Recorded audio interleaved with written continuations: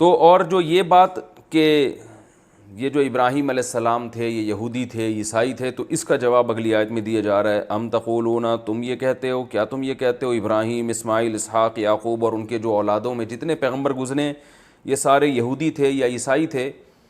تو قل اانتم اعلم ام اللہ، نبی آپ ان سے کہہ دیجئے تم زیادہ جانتے ہو یا اللہ زیادہ جانتا ہے؟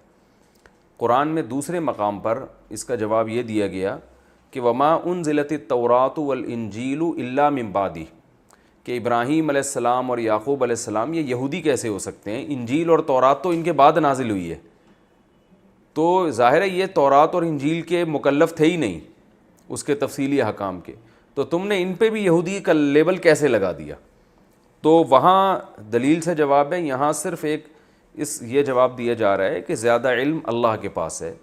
تو جب اللہ ایک بات بیان کر رہا ہے کہ اصل جو ابراہیم، اسماعیل، اسحاق اور یعقوب کا جو دین تھا وہ نہ یہودیت تھی نہ عیسائیت، وہ ہے اپنے آپ کو اللہ کے سپرد کر دینا، تو جس وقت اللہ کا جو حکم اس کو فالو کرنا، اسی پر ابراہیم، اسماعیل، اسحاق علیہ السلام نے عمل کیا۔ تو آج جو اس معیار پہ پورا اترے گا وہ اس بات کا حقدار ہے کہ وہ کہے کہ میں یعنی اللہ کے دین کو فالو کرتا ہوں، یا میں تورات پر ایمان رکھتا ہوں، یا میں انجیل پر۔ باقی جو اس معیار پہ پورا نہیں اترے گا وہ تورات اور انجیل پر بھی ایمان کے دعوے میں سچا نہیں ہے۔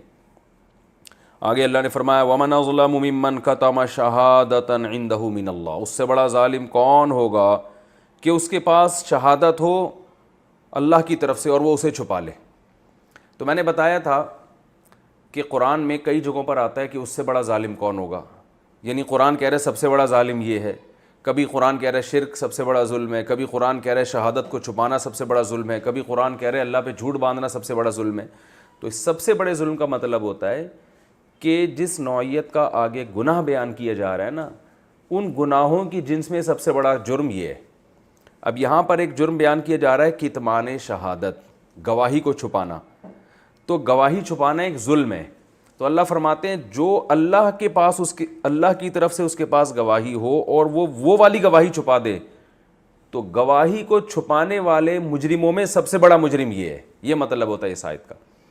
یعنی آپ کے پاس گواہی تھی کہ وسیم نے ستار سے پیسے کھائے ہیں، عدالت نے آپ کو بلایا، آپ نے چھپا لیا، آپ مجرم ہیں۔ آپ کے پاس گواہی تھی کہ فلاں نے فلاں کے مکان پہ قبضہ کیا ہے، فلاں نے فلاں کو قتل کیا ہے، آپ کو عدالت نے بلایا، آپ نے گواہی چھپا لی، آپ مجرم ہیں۔ لیکن سب سے بڑا مجرم اس نوعیت کا وہ شخص ہے کہ اللہ کی گواہی تھی اس کے پاس کہ فلاں اللہ کے نبی ہیں، اور وہ یہ والی گواہی چھپا لے۔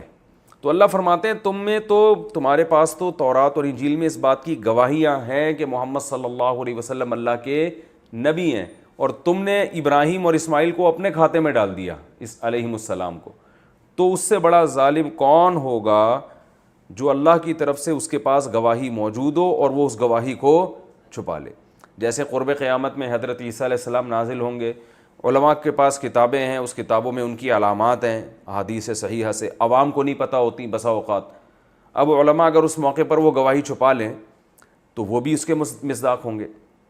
تو عام لوگوں کو تورات اور انجیل کا پتہ نہیں تھا، علماء کو پتہ تھا یہود و نصارہ کے، وہ علماء کیا کرتے تھے؟ اس کو چھپا لیتے تھے۔ تو اللہ فرماتے ہیں اس سے بڑا ظالم کون ہو سکتا ہے؟ وَمَا اللَّهُ بِغَافِلٍ عَمَّا تَعْمَلُونَ، تم جو کچھ کر رہے ہو اللہ اس سے غافل نہیں ہے۔